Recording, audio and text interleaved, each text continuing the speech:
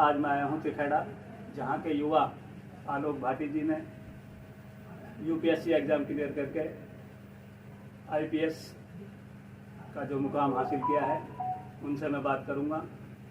तो आलोक जी, स्वागत है आपका।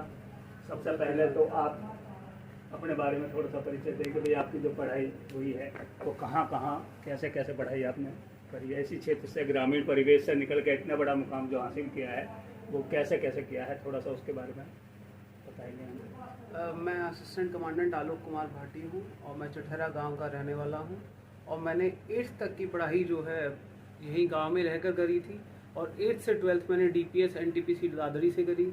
उसके बाद मैंने BA honours economics Ramdas college से करी।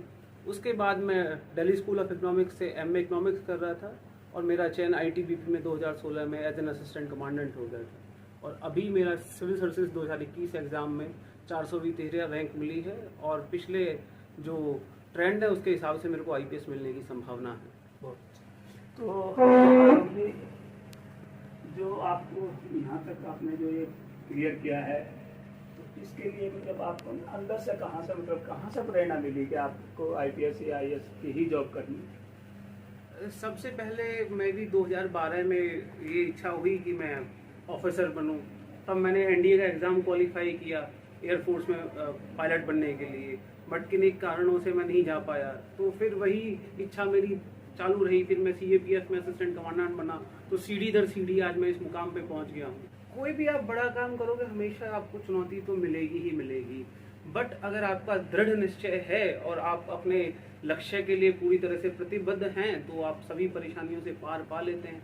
समय लग सकता है, वो मेरे को भी लगा है, तो बेशक आप दृढ़ निश्चय रखें, अपने लक्ष्य पर ध्यान केंद्रित रखें तो आप बेशक वहाँ पहुँचेंगे जहाँ पहुँचना चाहते हैं। तो आलोक जी, जैसे कि अभी पता है कि बताया कि आप गुर्जर समाज से बिलोंग करते हैं और इस समाज में खासकर पढ़ाई के प्रति रुझान नहीं था आपसे पहले, हालांकि अब बहुत ज़्यादा बढ़िया रुझान हो रहा है। तो इस में से निकल के, इस तरह के माहौल में से निकल के इस मुकाम को हासिल करना एक बहुत बड़ा अचीवमेंट है।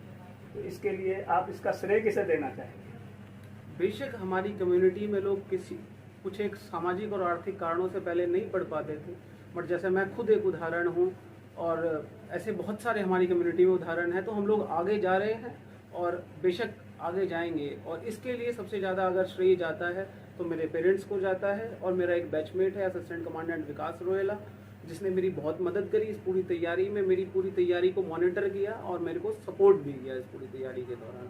तो ये मेरे पेरेंट्स और मेरा बैचमेट विकास असिस्टेंट कमांडेंट विकास रोहेला वो डिज़र्व करता है। और असिस्टेंट कमांडेंट विकास रोहेला की इस वाले एग्ज़ाम में 221वीं रैंक भी आई है। तो आप जो है अब आगे में युवाओं को, खासकर इस कम्युनिटी के, जो गुर्जर कम्युनिटी के युवा हैं, चाहे वो लड़की हैं या लड़के हैं, जो युवा शक्ति है, उसे क्या संदेश देना चाहिए? मेरा सिर्फ यही कहना है कि अच्छे से मेहनत करो, बड़े लक्ष्य निर्धारित करो और कामयाब बनो। जब आप कामयाब हो जाओगे तो आप पूरी कम्युनिटी के लिए ही नहीं पूरे देश के लिए कंट्रीब्यूट कर सकते हो और उससे बड़ा कोई सेटिस्फेक्शन हो नहीं सकता है हमारे लिए। तो कोई मतलब स्पेशल इस तरह का कोई स्पेशल तैयारी करनी पड़ी हो या स्पेशल कोई खर्चा इस तरह का या कोई ऐसा? बेशक यूपीएससी जो है एक मुश्किल एग्ज़ाम है, आपको पूरे लगन से तैयारी करनी पड़ती है, तो वही मैंने तैयारी करी है। तो इस तरह से नहीं है कि कोई विशेष आप खर्च करोगे, सिर्फ आपकी एक लगन है जो आपको पार लगाती है, वही लगन मेरी भी थी। तो ऐसा नहीं है कि कोई विशेष खर्च करोगे तो आप आईपीएस कुछ बन जाओगे, आप सिर्फ लगन रखो, आप बेशक बनोगे। तो आलोक जी, बहुत बढ़िया आपने जो युवाओं को संदेश दिया और हम उम्मीद करेंगे भविष्य में आप और ज़्यादा ऊंचाइयों को छुएं। ये हमारी हार्दिक बधाई आपको और उज्जवल भविष्य के लिए शुभकामनाएं। बहुत अभी जो आलोक जी ने, आपके लड़के ने हासिल किया है, तो आप कैसा महसूस कर रहे हो?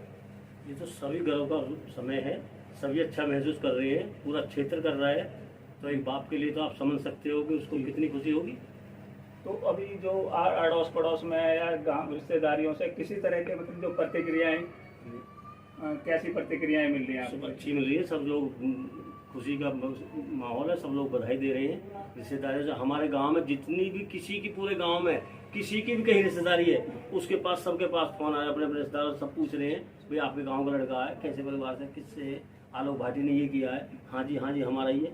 आप समझते हो इसे गर्व, सब यही कहते हैं हाँ मेरा बेटा है, मेरा भतीजा है, मेरा भाई है, अच्छे के लिए अच्छे तो सबके होते हैं, बुरे में दूर सब दूर बुरे होते में हैं। नहीं। तो भाटी जी मतलब क्या आपने सोचा था कि आलोक इस तरह का मुकाम हासिल कर लेगा? कभी आपने सपने में ये तो देखा? नहीं सोचा था कि इतना कर, ये सोचा था कि बच्चों को पढ़ाना बहुत जरूरी है। बड़ी छूट दो बेटा, पैसा खर्च हम करेंगे, पढ़ाई करना आपका काम है, तो बच्चे पढ़ जाएंगे।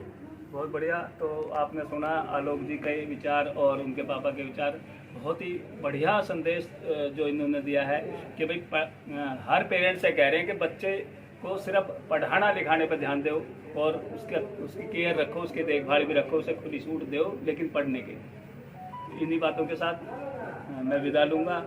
एक बार फिर आलोक जी को उज्जवल भविष्य के लिए शुभकामनाएं, और चौधरी साहब के लिए भी जो परिवार में और बच्चे हैं वो भी अच्छी ऊंची ऊंचाइयाँ छुएं। धन्यवाद आप सभी का।